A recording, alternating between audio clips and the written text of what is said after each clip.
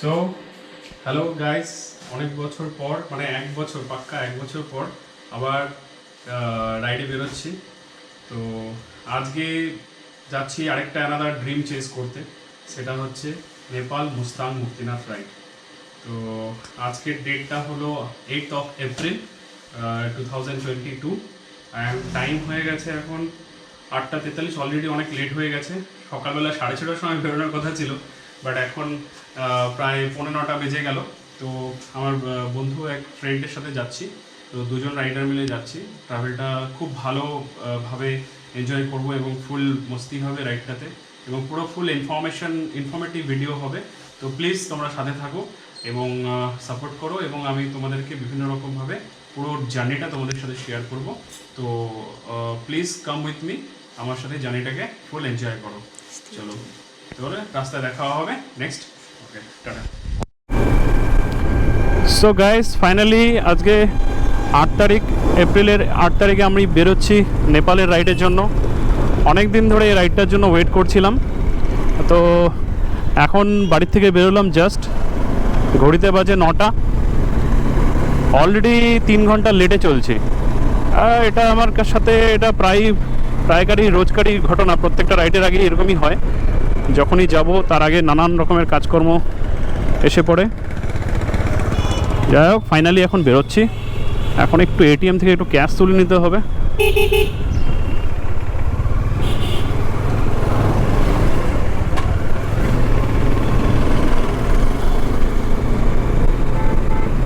Late হয়ে গেল। তো গাইজ, আমরা এখন হেলকাট রোড ধরে পানিট্যাঙ্কি মোড়ের দিকে যাচ্ছি। তো আমার সাথে এই রাইডটিতে, নেপাল রাইডটিতে অর্পণ আমার সাথে যাচ্ছে।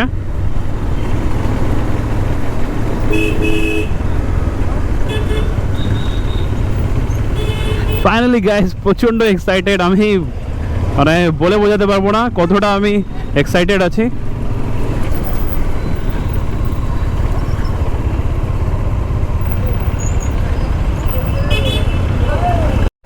আমরা এখন চলে এসেছি দার্জিলিং মোড়। তো শিলিগুড়িকে ফাইনালি আজকে গুড বাই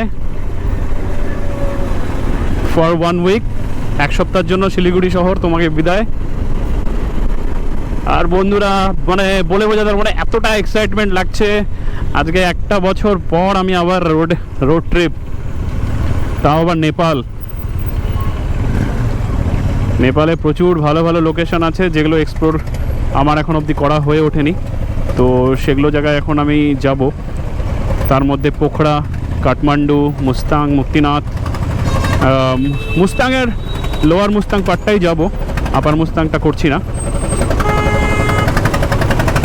তো ফাইনালি এখন শিলিগুড়ির এই যানজট থেকে বেরোতে পারলে একটু রিল্যাক্সভাবে রাইডটা করতে পারবো, এটাই আশা করছি।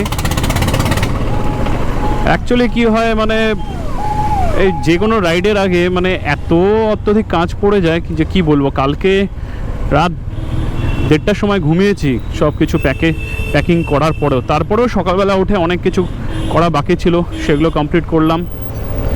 তো ওই 1-2 কাজ করতে করতে করতে করতে লেট হয়ে যায়। উঠেছি আজকে রাত্রেবেলা, তো সেরকম ঘুম হয়নি, 3 ঘন্টা মাত্র ঘুমিয়েছি। 5টার সময় উঠে রেডি হয়ে গেছিলাম। তারপরেও বেরোতে বেরোতে মানে এই 9টা বেজেই গেল। ঠিক আছে, দেখা যাক যতদূর যেতে পারি সেই হিসেবে যাব।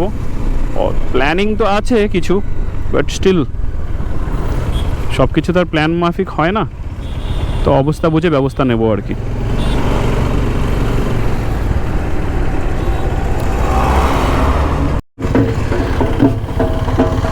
বালাসন ব্রিজটা ক্ষয়গ্রস্ত হয়ে যাওয়ার পর থেকে, মানে ক্ষতি হওয়ার পর থেকে এইখানে একটা টেম্পোরারি ব্রিজ বানানো হয়েছে, যেদিক দিয়ে এখন ট্রাফিককে ডাইভার্ট করে দেওয়া হচ্ছে।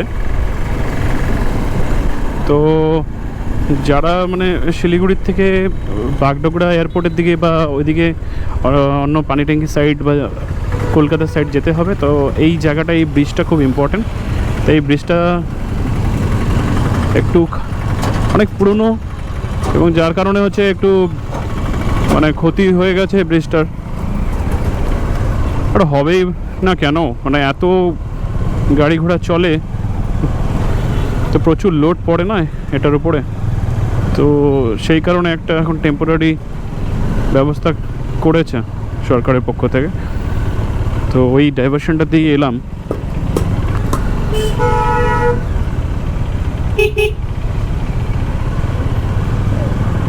ডাইভারশনটা নিয়ে সোজা ওই ব্রিজটাকে ক্রস করে নিয়ে তারপরে আবার মেন রোডটাতে উঠছে।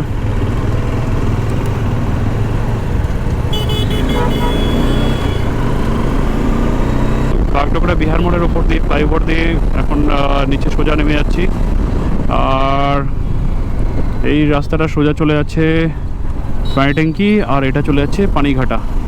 এদিক দিয়ে এই ডান দিকটা দিয়ে দুধিয়ার দিকেও যাওয়া যায়। আর এই রাস্তাটাই আমাকে নিয়ে চলে যাবে পানি ট্যাঙ্কি হয়ে নেপালের দিকে।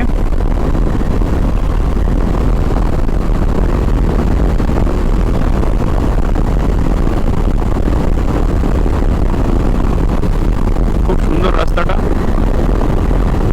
অসাধারণ একটা প্রাকৃতিক পরিবেশ, এবং আজকের ওয়েদারটাও খুব সুন্দর।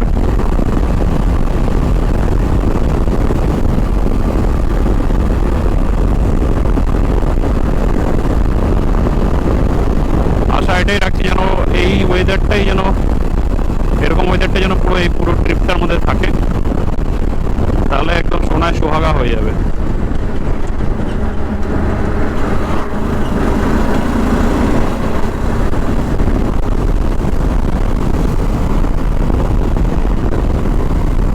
দেখছো চা বাগান,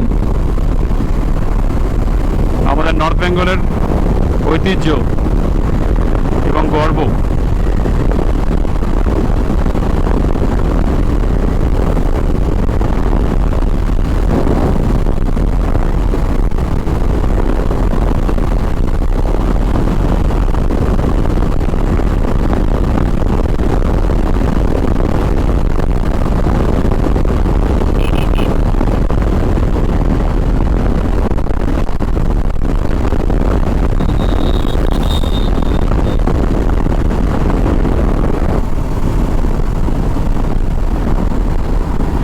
বন্ধুরা, এখন আমি নেপালে যাওয়ার জন্য যে ফ্লাইওভারটা সেটা ধরে নিয়েছি। ডান দিকে চলে গেল নকশালবাড়ি, আর নিচ দিয়ে যদি যাও তোমরা তাহলে তোমরা বাতাসির দিকে যেতে পারবে, বাতাসি হয়ে বিহারের দিকেও ঢুকতে পারবে। আর এই ফ্লাইওভারটা ধরে আমরা এখন যাচ্ছি পানিট্যাঙ্কি, আমাদের ইন্ডিয়ান বর্ডারের দিকে। এবার ওখানে গিয়ে অনেকটা কাজ আছে, ওখানে গিয়ে ভাঞ্চার করতে হবে। ভাঞ্চার হচ্ছে ওই নেপালে ঢোকার জন্য যে পারমিটটা হয় সেটা। এবার জানি না এখানে কতক্ষণ টাইম লাগবে, ওখানে গিয়ে আবার কারেন্সি এক্সচেঞ্জ করবো, প্লাস একটা নেপালের সিম দিতে হবে। অনেক কাজ আছে, অনেক কাজ, বাপরে বাপ। আজকে জানি না আজকে যে কত দূর অব্দি যেতে পারবো কে জানে, দেখা যাক কি হয়।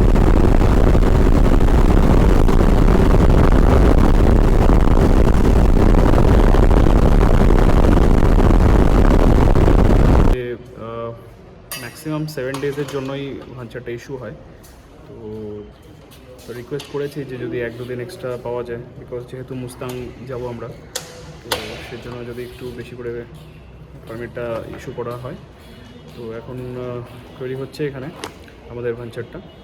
তো কত কী খরচা পড়ছে না পড়ছে সেটা যখন ফাইনালি হবে তারপরে আমি শেয়ার করে দেবো ডিটেলসটা। তো এখন একটু ইস্যু হয়ে গেছে যে সার্ভারটা ডাউন হয়ে গেছে অফিসের। তো যে ভাঞ্চার বানানো হয় সেই সার্ভারটা ডাউন হওয়ার জন্য একটু ওয়েট করতে বলা হয়েছে। তো একটু বসে আছি বাইরে, দেখা যাক কত তাড়াতাড়ি, যত তাড়াতাড়ি হয়ে যায় তারপরে আমরা আবার আমাদের রাইডটা স্টার্ট করবো। ওকে চলো, আপডেট সব আপডেট দিতে থাকবো তোমাদেরকে।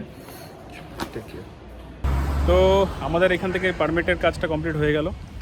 এখন পারমিট রেডি হয়ে গেছে, পারমিট পেয়ে গেছি, ভাঞ্চার কমপ্লিট। 8 দিনের জন্য আমরা পেয়েছি, 7 দিনের জন্য হয় ন্যাচারালি, তো 8 দিনের জন্য আমরা করেছি, 1 দিন এক্সট্রা রিকোয়েস্ট করে পেয়েছি। তো এখন আমরা যাব ভেতরে, নেপালে ঢুকছি। নেপালে ঢুকে তারপরে কিছু ব্রেকফাস্ট কিছু করে নিয়ে তারপরে আমরা আমাদের ডেস্টিনেশনের জন্য রওনা দেবো। চলো। সো গাইজ, ফাইনালি নেপালে এন্টার করে ফেলেছি অ্যান্ড যেহেতু অনেক দেরি হয়ে গেছে তো লাঞ্চ ফাঞ্চ সব সেরে নিয়েছি। ও শিট,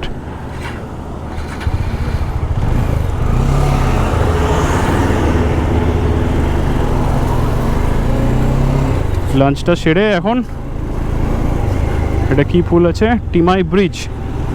ওকে, লাঞ্চ কমপ্লিট করলাম। লাঞ্চ কমপ্লিট করার পরে নেপালের সিম নিয়ে নিলাম। আমি আর অর্পণ দুজনে একটা একটা করে নিয়ে নিয়েছি। তো খুব ইজি ছিল প্রসেস। আধার কার্ড দিয়ে, আমাদের ইন্ডিয়ান আধার কার্ড দিয়েই হয়ে গেছে।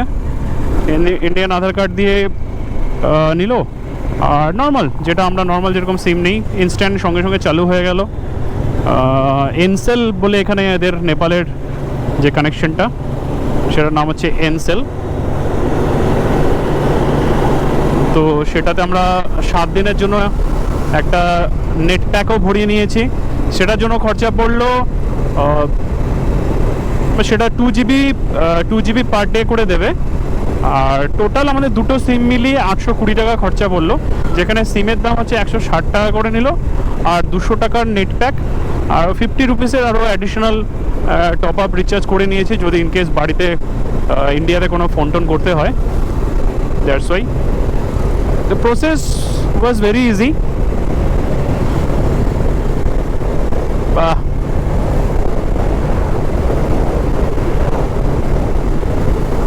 রাস্তাগুলো খুব সুন্দর কিন্তু।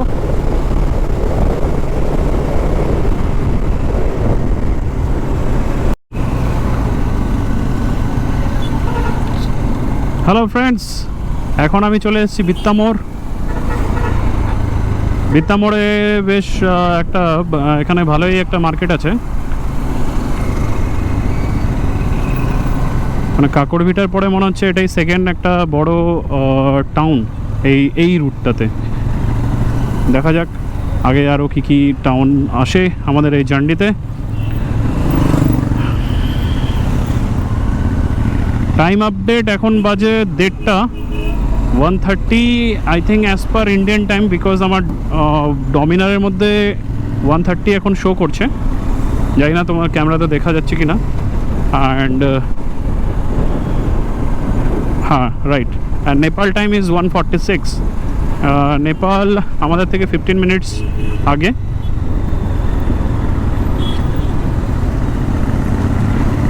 এটা একটা মল মনে হচ্ছে, বড় করে স্যামসাংয়ের একটা লোগো দেওয়া, হনুমান সেন্ট্রাল। নেপালে যখন থেকে ঢুকেছি একটা জিনিস একটা লক্ষ্য করছি, নেপালের রাস্তাগুলো বেশ চওড়া, ওয়াইড। মানে এখনও পর্যন্ত তো ওটাই পাচ্ছি, আগে জানি না কতদূর কী হবে। আচ্ছা, এই টাউনটা কিন্তু বেশ বড় বন্ধুরা। মোস্ট অফ দ্য রাইডস যেখানে আমরা বন্ধুরা করি, আমরা ফ্রেন্ডসরা মিলে, মোস্ট অফ দ্য টাইম, যেমন লাদাখেও আমি আর অর্পণ গিয়েছিলাম, আমাদের সাথে আরেকটা বন্ধু ছিল। তো ও এই ট্রিপটাতে আসতে পারেনি ওর একটা পার্সোনাল কাজের জন্য। বাদ বাকি বেশিরভাগ টাইমে কিন্তু আমি ন্যাভিগেট করি। বাট এই ট্রিপটাতে অ্যাকচুয়ালি কী বলো তো, আমার আসার চান্সেস একটা 50-50 চান্সেস ছিল, because of some timings and work.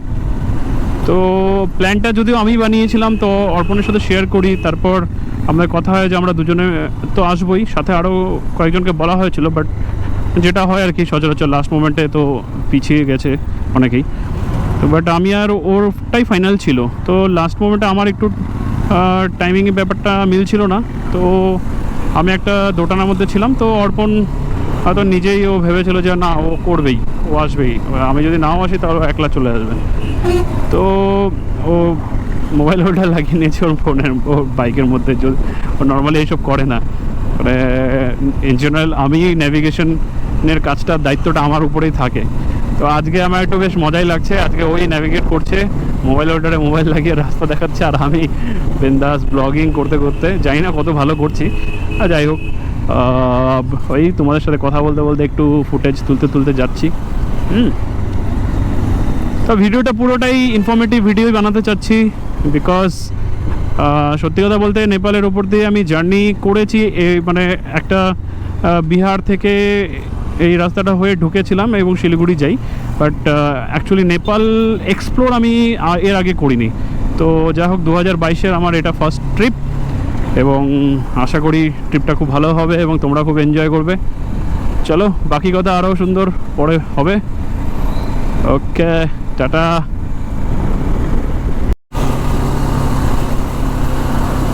ওই দেখো, ওদিকে পাহাড় দেখা যাচ্ছে, জানি না ক্যামেরাতে আসছে কিনা, বাট হালকা হালকা একটা আবঝা আবঝা পাহাড়টা শুরু হয়ে গেছে, এখান থেকে দেখা যাচ্ছে। একটা ব্রিজের উপর দিয়ে যাচ্ছি, কোনো জল তো নেই, জানি না কি নদী এটা, যদিও এটা এই সময় তো বৃষ্টির সময় না, হয়তো বর্ষাকালে প্রচুর জল টল থাকে।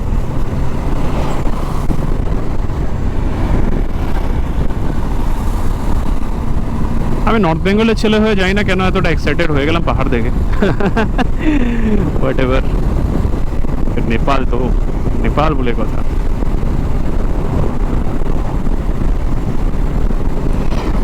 তো আরেকটা কথা বলে রাখা ভালো, এটা কিন্তু আমার মানে second country, second foreign trip.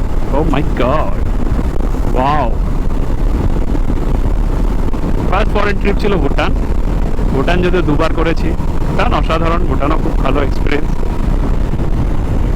তো সেকেন্ড কান্ট্রি যেটা আমি এক্সপ্লোর করছি অন মাই মোটরসাইকেল, সেটা হলো নেপাল।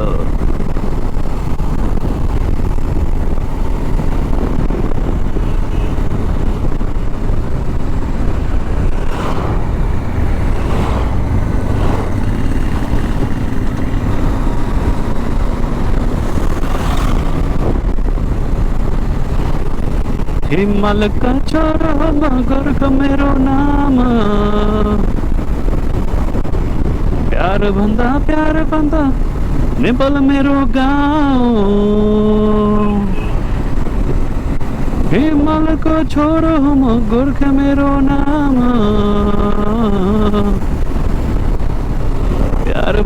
प्यार मेरो नेपाल मेरो गाँव।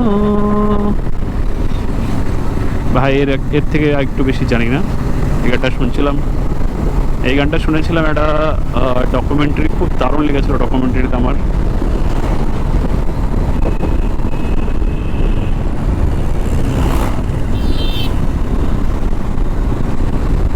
নির্মল দাই, দ্য মাউন্টেনিয়ার।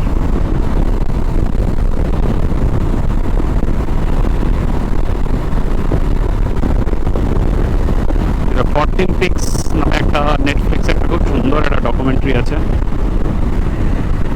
ওয়ার্ল্ডের 14টা মাউন্টেন পিক, মানে সবই মোর দেন 8000 ফিট অ্যাবাভ সি লেভেল, সেগুলো কমপ্লিট করেছিল, এক্সপেডিশন করেছিল, সেটার উপরেই ছিল। দাম্মাক এখান থেকে আর 23 কিলোমিটার দেখাচ্ছে। ওকে, পেট্রোল পাম্প তো জায়গায় জায়গায় অ্যাভেলেবেল আছে দেখতে পাচ্ছি। আগে দেখা যাক আগে কি হয়।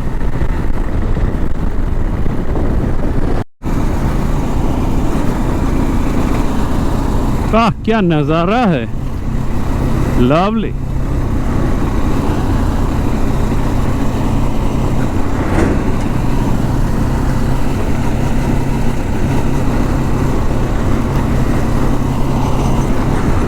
এখনো পর্যন্ত 4টে ব্রিজ ক্রস করছি এটা নিয়ে, এটা 4 নম্বর ব্রিজ, বেশ লম্বা আছে ব্রিজটা। And already I am liking this place. বাহ, এই এটা মনে হয় কোনো একটা মন্দির।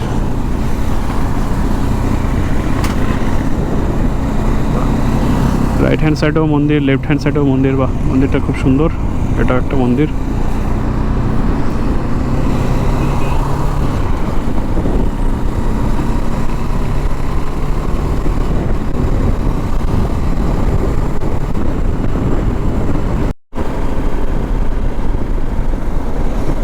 এখন নেপালের চা বাগান শুরু হয়ে গেছে।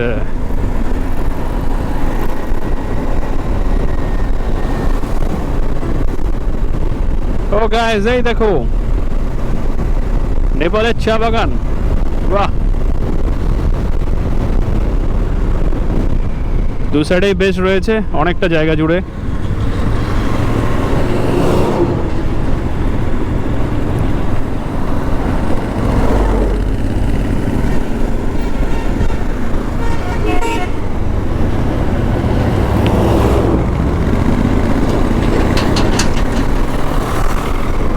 গরম কিন্তু আমাদের ওয়েস্ট বেঙ্গলের মতনই লাগছে এখনো।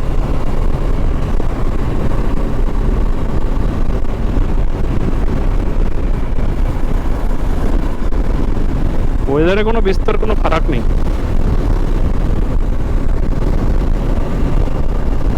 শিলিগুড়ি থেকে এখনো পর্যন্ত 89 কিলোমিটার বাইক রাইড হয়ে গেছে।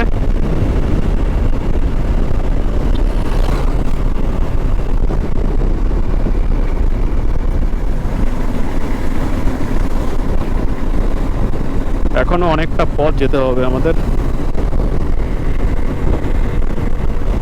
টাইম আপডেট, এখন বাজে 2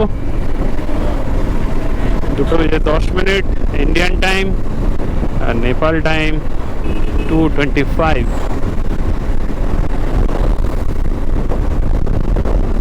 রাস্তা কিন্তু একদম সুপার মাখন রাস্তা পাচ্ছি, খুব স্মুথলি বাইক নিয়ে ক্রুজ করতে পারছি। বাট খুব বেশি স্পিডে ক্রুজ করা যাচ্ছে না, বিকজ ট্রাফিক ভালোই রয়েছে, এবং যেহেতু এটা সিঙ্গেল লেন রোড, তো সেম রোডে বোথ ডাইরেকশন থেকেই গাড়ি আসছে। তো আর তাছাড়া নেপালের ব্যাপারে একটা খুব যেটা মাথায় রাখতে হচ্ছে আমাদের, এবং সবাইকে যারা আসতে চাও তারা একটু মাথায় রাখবে, নেপালে একটু ড্রাইভিংটা খুব সেফলি করতে হবে, ঠিক আছে? এখানে অ্যাক্সিডেন্ট হলে কিন্তু মানে একটা বিশাল একটা হ্যাপা। সিম্পলভাবে রাইড করলে খুব একটা সমস্যা হওয়ার কথা নয়। অবশ্যই অলওয়েজ কেয়ারফুল থাকতে হবে, ফোকাস থাকতে হবে, লেথার্জিক হলে চলবে না। যদি লেথার্জি আসে তাহলে একটু রেস্ট করে নিতে লাগবে। আমরাও তাই করব, সেটাই আমাদের প্ল্যান।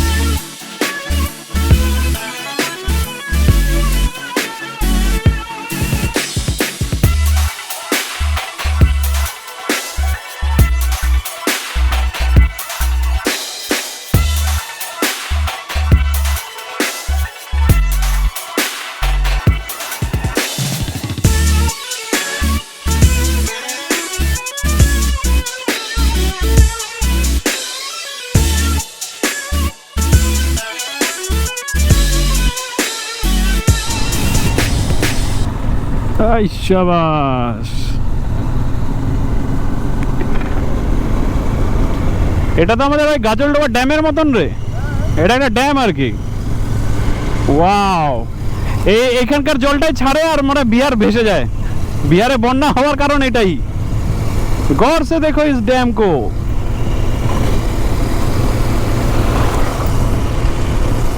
বাপ রে বাপ, বিশাল জল, বিশাল জল। এখনই এত জল, তার মানে বর্ষাকালে তো আরো জল হয়, আর তখনই এখান থেকে ওই গেটটা ওপেন করে দেয়, আর যার ফলে হচ্ছে তোমার এই আমাদের বিহারে বন্যাটা হয়ে যায়। পাওয়া যায় বিশাল জল, বিশাল বিশাল জল।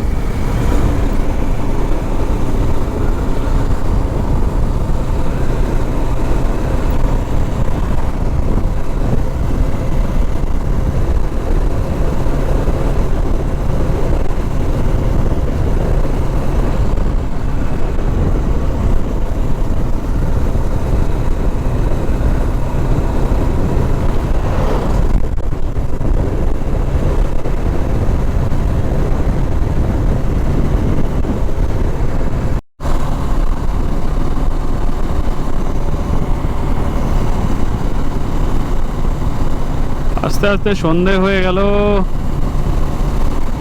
ও কি সুন্দর লাগছে, ওয়াও বিউটিফুল, অসাধারণ লাগছে সূর্যটা কি।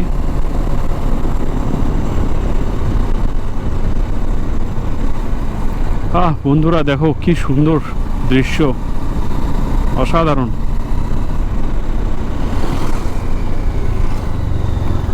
সূর্যি মামা আস্তে আস্তে বিদায় নিচ্ছে এবং যাওয়ার আগে এই মুহূর্তটা, এই লাস্ট মুহূর্তটা, সন্ধ্যা হওয়ার আগের এই মুহূর্তটা দারুণ, অসাধারণ।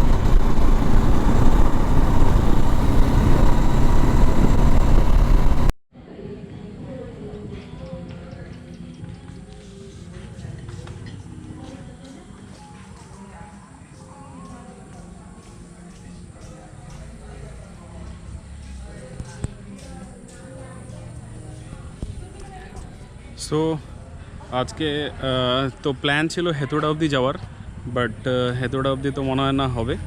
তো সেই কারণে আমরা সেকেন্ড অপশনটা চুজ করলাম। প্ল্যান বি হলো যে আমরা আজকে বর্দিবাসে গিয়ে স্টে করব। তো সেই জন্য পুরো এনার্জি ডাউন হয়ে গেছিলো, তো একটু টি ব্রেক নিয়ে নিলাম। এবার টি ব্রেকটা কমপ্লিট করার পর এখান থেকে আর 1.5 আওয়ার্সের রাইড আছে। তো একটু লেটই হলো আজকে ডে 1। তো ওখানে গিয়ে হোটেল খুঁজে ডাইরেক্ট একবারে গিয়ে একদম পুরো রেস্ট করবো এবং কালকে সকাল সকাল আর্লি মর্নিং থেকে কালকের থেকে পুরো প্ল্যান মতন ঠিকঠাকভাবে রাইডটা আবার কমপ্লিট করব। তো যেই রেস্টুরেন্টটাতে বসছিলাম এটা হচ্ছে, এটা খুব সুন্দর একটা ভিউ, পুরো আম গাছে ঘেরা।